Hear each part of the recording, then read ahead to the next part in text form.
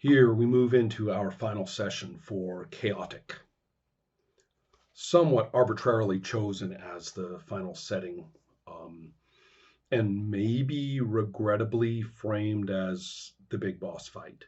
Although, given the nature of the game and the setting, I can see how that uh, could be justified or just make sense. Well, still, given that the characters are now face to face with the dreaded Isabella Bain, manipulator, dictator, and exploiter and abuser of this location on Xenos, and in attacker of Earth. Um, that one could see that, however the confrontation goes, that should any of them return to Earth, that there could well be play that follows up. There's enough science fiction here to be more interested, or at least very interested, in the next step in the transformation of the worlds, both of them. Now that both mental, psychic, and physical transmission between them has finally been cemented. What remains of the organization, ICES, which would be well situated actually to manage the negotiation, contact, possible reconstruction of these worlds. So all of that is cool science fiction thought. Right now we're kind of more in action movie mode of the of this showdown situation. In the previous session, the players had given some thought and debate to what to do. They had a choice. They could effectively concentrate their personal efforts on Isabella Bain's cyber lab, or upon the matter transmission portal, which was literally supplying troops into attack on Earth. And I didn't really want to front load that. I had my private opinion on what was, I don't want to say obvious, because that's the curse of the game master. It was obvious that they should have done this, but I don't want to play that way. So it was clear to me I had at least a position on what I thought was the better tactical move, but I could first of all be wrong, and they chose to go after the cyber lab and Bane. Well, there are a couple of considerations from the game master point of view. Um, Despite the players' best efforts to have their characters get a better handle on what is happening to them specifically, back on Earth, and whether the Russian intelligence team or ops team is blocking them, which they are. The Russian ops team is not interested in having the team pop back to Earth for a spot of tea and a little therapy. They want the monster attacks to stop. They want to see results here on Earth, and then the team can come home. Thank you very much. So that's their circumstance, and to me, it seems as though, now granted, the players don't know that. The characters were not able to figure that out. So it's completely private knowledge that says the best move for you is to go and stop the matter transmission. But like I said, they're working with the information they have, the values they've developed through their investigations, what they know. Well, what about this big boss fight situation? I'll tell you where I dropped the ball potentially. There are these creatures on Onza called, creatures on Xenos called Onzas, which are big tarantulas. They leap and they suck blood. And, big, right? And the book, in several different places, points out that the militaristic culture there in the last decades has weaponized them. First of all, just as hyperbred, big, vicious forms that they use as trackers, and then also as modifications, and in Isabella's case, also defanging them and having them used as pets. Well, a couple of points.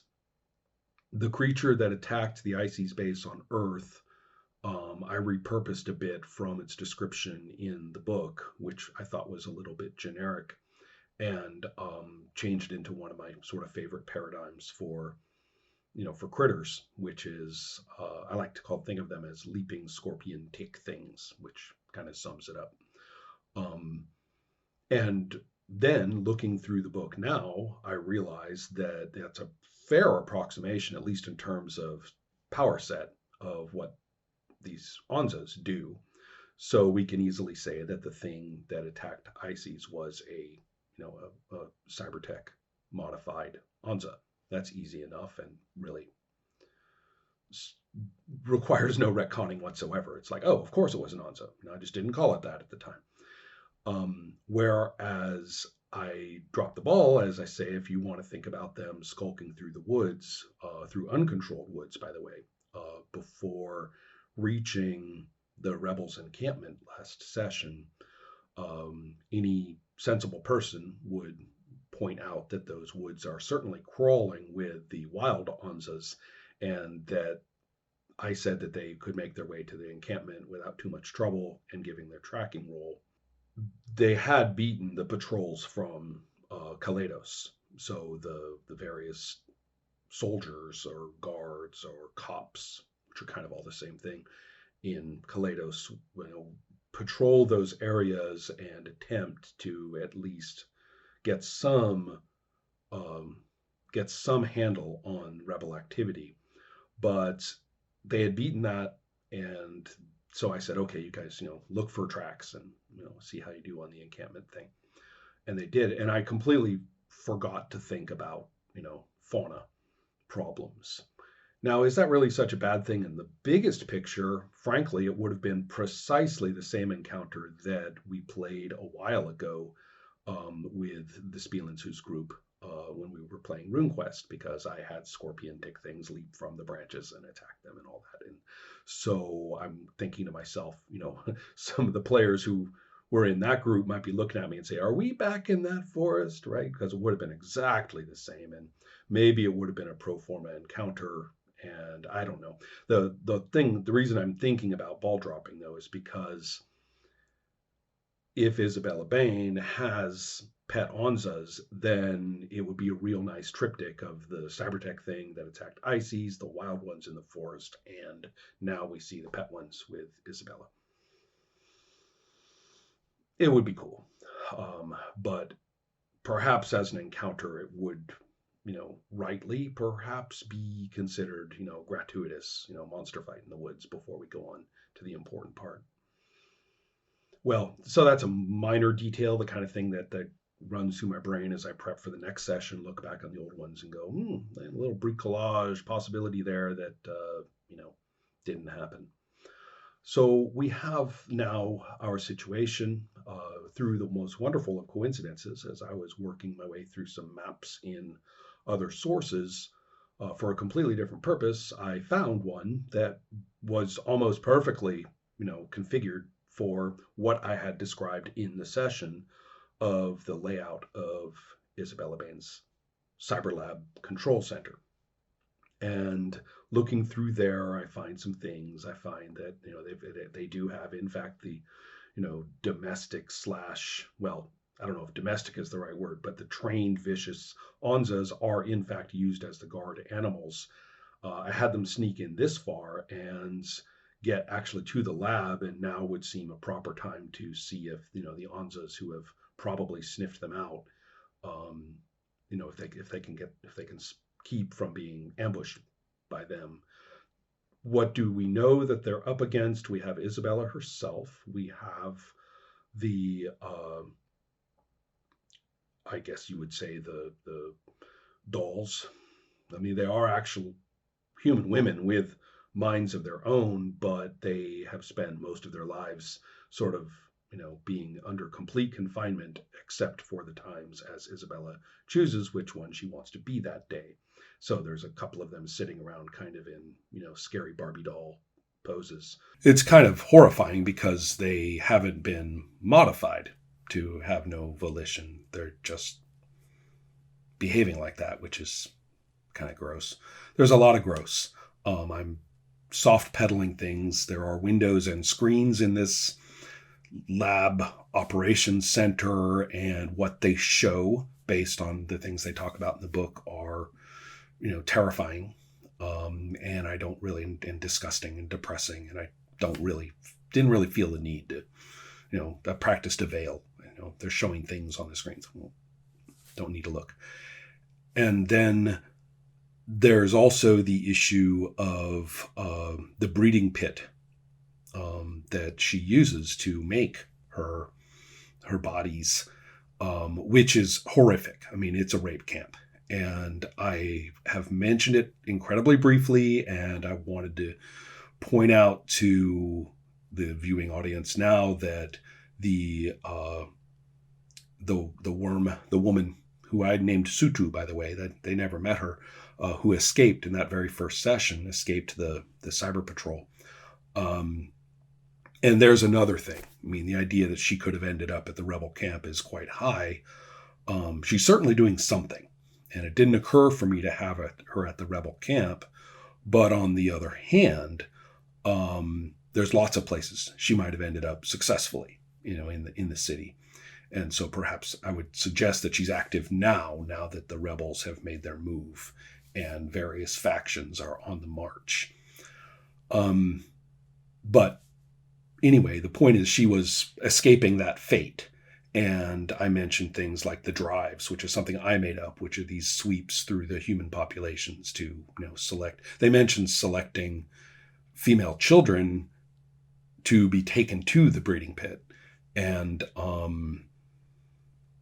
I've kind of nodded to that setting element just by people's mentions and reactions to it, but I certainly have not, explained what it is or brought it into the fiction in a kind of in-your-face, this is here kind of way. And I don't find myself inclined to do it. Well, anyway, with all that kind of stuff going on, what else is there? I mean, there's Isabella herself. There are the sort of, depressing and terrified, not very volitional women sitting around. And then there are these characters that I sort of thought to myself, what kind of guards would she have? They don't really talk about that, what her personal bodyguards would be like. And it just seems very, very early 90s to me, very, very much in line with the art for the game, that we effectively have, cyber women, super guards. Don't want to kind of turn it into James Bond cheesecake. That's not kind of where my mind is going with that. But there's a lot of creepy gender stuff going on with Isabella, and the idea that she wouldn't want men or male bodies, either to walk around in or to have around her, seems consistent with, the slim, very malevolent material that we find in there. So I decided to go with that. So two of them, I should say, and then Isabella. Isabella herself, just like Timmy, is grossly overpowered in the book and very much better at everything than the player characters. Can do all the stuff a bunch of players' characters can do and is better at it. And to me, that diminishes a couple of things. But most importantly, in setting terms, it's dubious that, just like I had with Timmy, it's dubious that they're good at their psychic talents. Why? Because they've never been crickets. And so, therefore, I think that it is useful to think of Isabella as managed to harness her psychic talents to be used while in control of her body via the same psychotronic devices that she has supplied very judiciously to different, groups or characters in the setting. I didn't want like psychotronic stuff to be everywhere. I definitely think she would have kept a firm grip on who gets it and her monitoring, of it. A couple other things going on here. Is Krog supportive of the idea that Isabella could be done away with now? I mean, he's got control of the matter transmitter. That's all he cares about. And it is at least possible to consider that there is some kind of, I've already talked about basically the power structure fracturing, and that's made it a good time for this mass multi-pronged activity is as a revolt. So I need to think a little bit about how that might be cresting at the very same time, as a possibility. For example, there is very limited power supply to all of these machines and devices. And it is very much old school 1940s era, and I think I have mentioned, the power generators and stuff like that. And it is likely that they could be hit hard, and affect the situation strongly. Now, as far as Isabella is concerned, I am going to basically write her from the ground up, staying as close to the written description as possible, without doing that thing where she's basically just, just throw the rule book at the characters. And in doing so, I came across an interesting idea. First of all, perhaps her greatest vulnerability, again, is her not that great familiarity with the whole trans-ego phenomenon as far as a group jump is concerned. And she does know, I think, certainly, that through her own experiences, that if the team, touches her, that there could be, a psychic war to, there could be a psychic war for the control of her own body if they try to jump there, which would force her into sleep mode. Well, wait, she's the boss of the body. She would be forced into sleep mode. And from a tactical point of view, speaking as the person who is knowing more about the rulebook right now and is, sort of unfairly not a player, I'm kind of going, wow, that would be a really good freaking idea, is to just basically, brain blaster, take over that body, and she goes to sleep, and you're in control of, Isabella Payne with all this psychotronic, capability. So that's kind of an interesting thought. I don't know if that's going to happen or not, and I'm going to try to keep from playing as if that's the only real solution. But it is mechanically, present and accounted for. Now, there were one or two other considerations. They are not there quite alone. They are in Leal's body, but as I pointed out, there's a small squad there, so I need to think this is turning into a pretty big combat. We've got about, 4 of them, perhaps. We've got, at least a few Anza. We've got the 2, bodyguard, honor guard characters, and we've got Isabella herself. We've got the laboratory. I may have to think of something I do in terms of determining through rolls what's going on, for example, at the power station.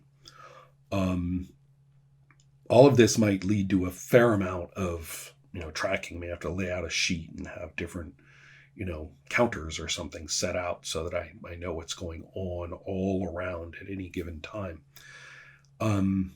So it's fairly elaborate, and I'm looking forward to it. We have a little discussion of lines and veils coming up in the beginning by player request. As I pointed out, that no, we don't have to know, or if we know, we don't have to look at particular aspects or elements of the setting in action. Because, the book is available to all the players, and I have encouraged, that they can go poking around in it, and some of them are kind of going, ew, and I totally get their point. I mean, it has totally informed my choices about what to bring in. Okay, so those are my thoughts. We're going to have a big game tonight, and I don't know what's going to happen, and I don't know who's going to survive. Maybe maybe none of them will. And there's interesting possibilities. I mean, there's lots of bodies in there, right? Lots of bodies that they might hop into if Leal's body becomes too damaged. There's some very interesting possibilities. So I have to be, ready on the jump for this game.